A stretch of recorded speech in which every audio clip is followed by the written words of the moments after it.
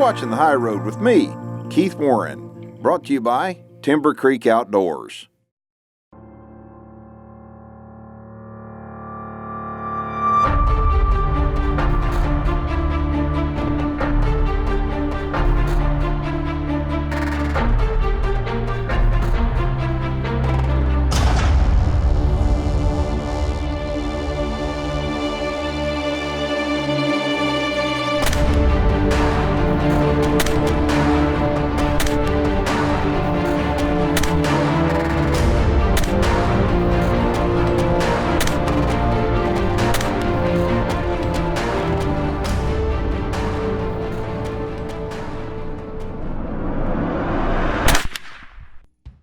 Hey everybody, welcome to the show and to the Texas Hill Country where right now this is part 2 of a 2-part series that if you didn't watch last week's show, you missed out big time. We weren't on a hog hunt. I was on a mission to eradicate as many feral hogs as humanly possible. And I did pretty doggone good, all things considering, of course doing it myself. And we knocked over a bunch of hogs, but it was impossible to put all this action into one episode.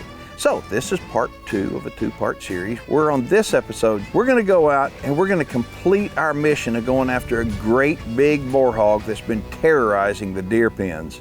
And I think you're gonna be absolutely blown away at what comes out in the cover of darkness in the Texas Hill Country.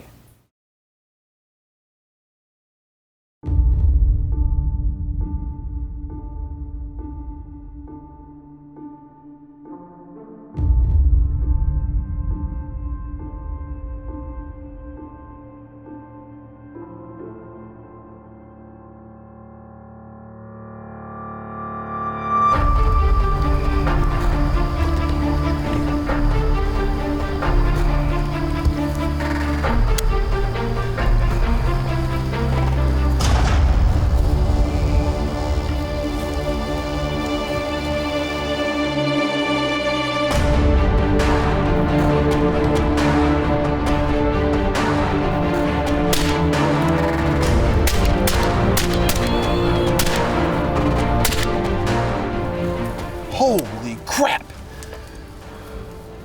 I don't know how many I got right there, but if you don't think that we're infested with feral hogs down here in Texas, holy smokes, that was pretty awesome. I hear them back in here. Look at the dust coming through here. This is unreal. I mean, we are infested with feral hogs. This one right here is actually a little bit bigger than what I thought. Ooh, look at that, nice size sow. You know, one of the tough things about hunting in this part of Texas is the fact that we've got so much brush and it's hard to get shots. And so, you know, when you get shots, I mean, heck, ammunition is cheap when you really think about it. And so anyway, I was shooting boar buster and I mean, it was unreal. What happened in here, we've got camera lights on for me to do this recovery.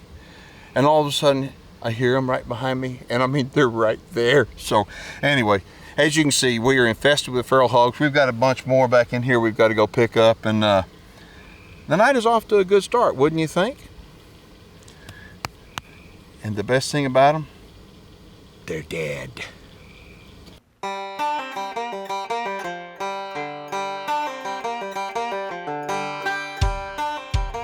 All right, so far I've knocked over a lot of hogs, and I mean, some of them pretty good size, 150, maybe close to 200 pounds, but nothing really giant.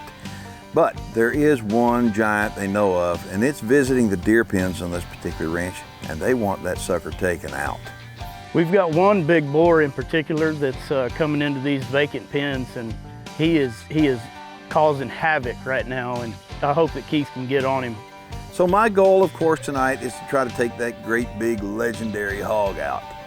But in the meantime, I'm not gonna let that goal stop me from taking every single opportunity I can to knock down any hog, regardless of size.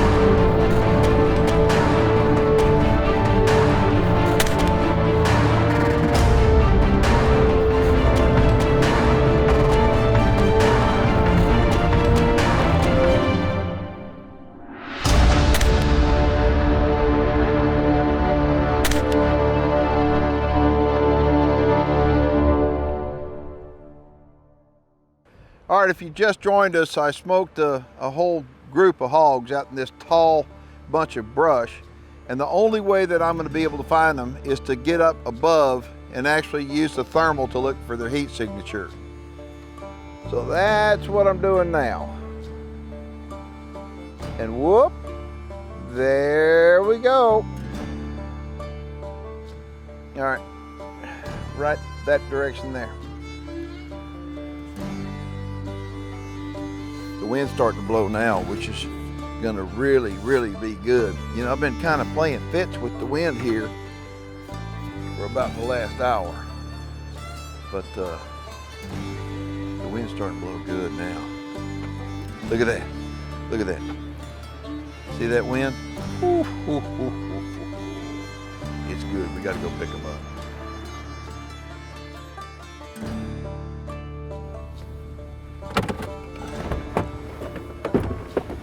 There's a big one, and there's no way I wouldn't have been able to see it out here in this tall stuff. So look at this, see? It's hard to see these animals when they're in this stubble like this. And I don't know what that is, thistle? Well, that's a big hog right there.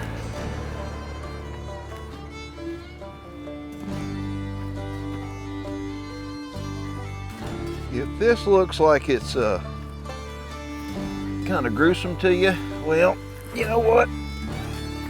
It may be gruesome, but it has to be done. Has to be done. In order for the population of feral hogs to stay level. Now, I want to point this out. I mean, to stay level, okay? They're increasing so rapidly that they're encouraging people to kill 70% of the population every single year. Think about that, folks, 70% just to maintain the level of population what they are now. And so while you see this and you see me using the pulsar gear, the pulsar gear has actually helped make, well, it's helped make hunting better for me. And what I mean by that, more enjoyable for me and certainly more successful. Feral hogs are really, really smart. And they have learned when the pressure's on them during the daytime, they turn nocturnal. And as far as senses goes, a hog's sense of smell is as good as an elk, maybe even better. And if they smell you, they are gone and they're not coming back. Okay, their sense of vision is pretty doggone good. A lot of people don't give them credit for that. But if you can see them, they can see you. Except for they can't see you when you're using the thermal gear. So thermal takes hunting to a different level, and for me, it's just put a whole lot more joy into hunting, a whole lot more success, clearly. But the night is young. I mean, and there's thousands of acres of feral hogs out here, and I'm just getting started. But this one right here, this is a big one now. This is a good one. I may have to drive up here a little bit closer to pick it up. Whew, we need to get a tractor.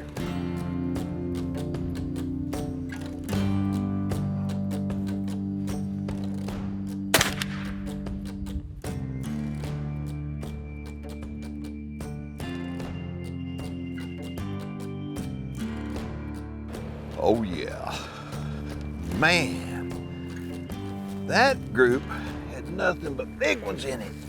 Look at the size of this hog. It's a big one. Oh yeah, that's a big old hog there. Nice one. And look at the colors on it too. Yep, I like that. A little light red, and it's got a little bit of dark red right there. Look at that. They are some kind of tough, and they are some kind of destructive. Now it's time for Gear Care, brought to you by the Lucas Oil Outdoor Line. Anybody who's ever shot a modern sporting rifle knows how dirty they can get. And last night we were out in the field and did a lot of shooting. And I don't have time really to go and tear the whole rifle apart. So what I wind up doing out in the field is I just take it and field strip it down, and I'm gonna clean it up using Lucas Oil Outdoors CLP. When you take a look at that bolt carrier group, you can really tell how dirty it is.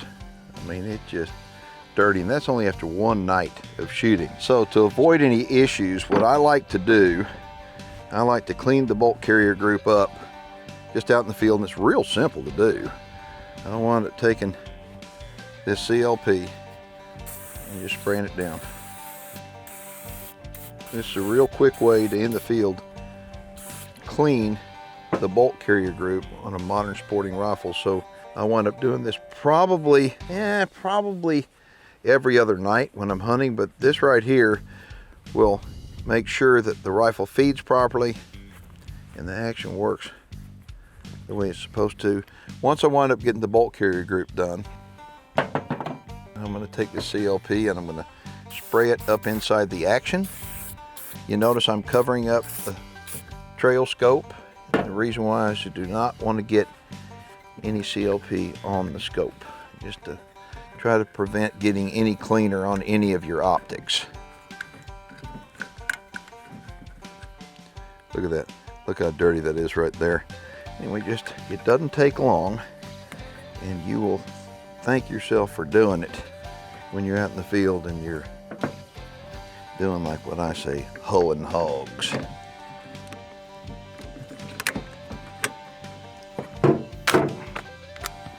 Simple as that. We are good to go, and I'll wind up doing that just to ensure that everything works perfectly when you head to the field. We got a bunch of hogs that are moving that direction. What we're gonna do, we're just gonna stay put here and give it a few minutes and give them a chance to settle down. There's a field over here that they've been rooting around in. We're gonna give them a chance to get settled in there and then go have some fun.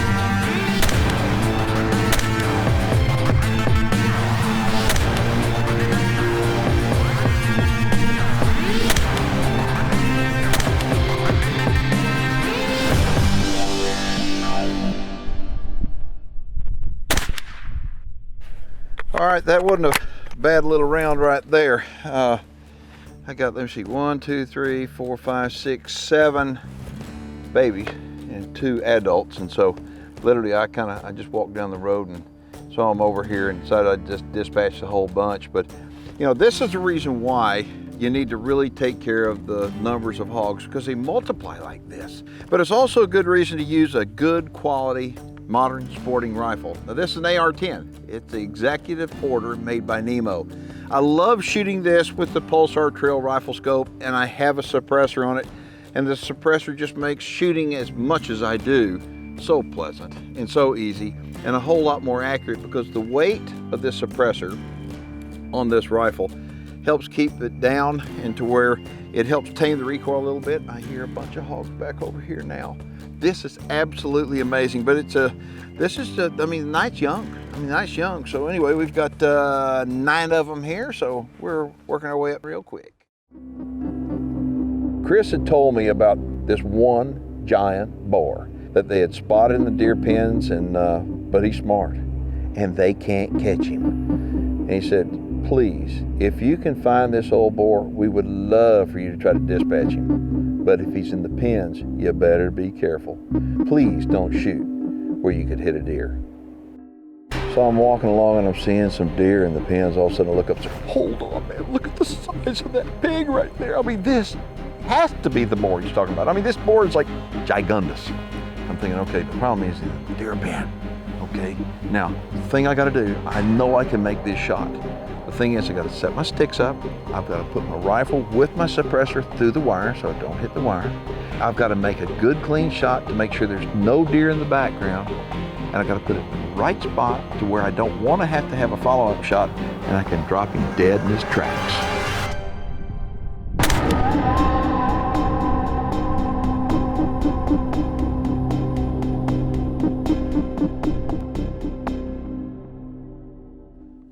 So you moved the deer out of the pens because the hogs were so bad, right? Right, correct. This is vacant pens. I was sitting here looking, I'm looking at all this poop, okay? I mean, you got old deer poop, but look at this. I mean, that right there, that's big hog poop, and we're gonna show everybody what's been pooping in this deer pen. Holy moly, Chris, that is a big one. Of course, he's blown up pretty good now. That's him. That is him. Wow. Look at the size of him. What do you think he weighs? He's close to 300, easy. That's a big old hog. Look at that, and he's got pretty decent cutters on him too. I mean, that's a big hog, and literally he had no idea what hit him. I had to thread that bullet right through the wire and make the perfect shot without hitting the deer behind him. So You made it. that's pretty good stuff, man. We're gonna have to get a piece of equipment to get in here and load him up. No doubt. That's a big old hog. Well, I hope that hope we've helped you out with the hog problem a little bit. You have. Taking this one off, the feed bill was enough. Mercy, that is a trophy hog in anybody's book right there, man. Thank you. Thank you. Thanks. Yeah, that did get him off the feed bill. And you know, the one thing is I want to point out is that if somebody is going to do this, you better pick the right ammunition to be able to, especially a boar like this, to be able to anchor him like right now. Let's go get some equipment, get him out of here. Man.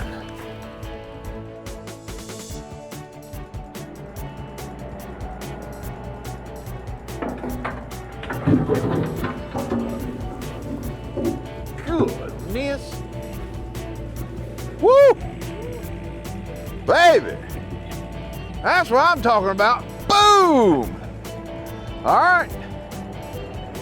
I think that's a wrap.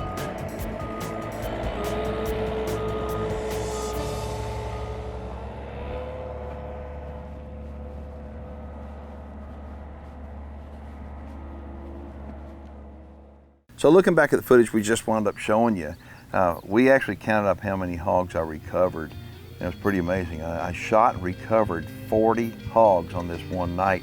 Now, there's no telling how many I didn't recover, but I mean, I shot and recovered 40. So that puts a pretty good dent in them. And it's been said that to keep the feral hog population at a constant, you've got to kill 70% of the population every year. So we got a lot of work ahead of us. I hope you enjoyed tonight's show.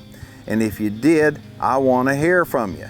If you want to see part 1 of this program, you need to head on over to highroadhunting.com. We've got it right there. My name's Keith Warren, and if you're watching online, you got any questions or comments, go ahead and post them below. And if you're not watching online, head on over to my website where you can see every one of our programs 24/7. Thanks for watching.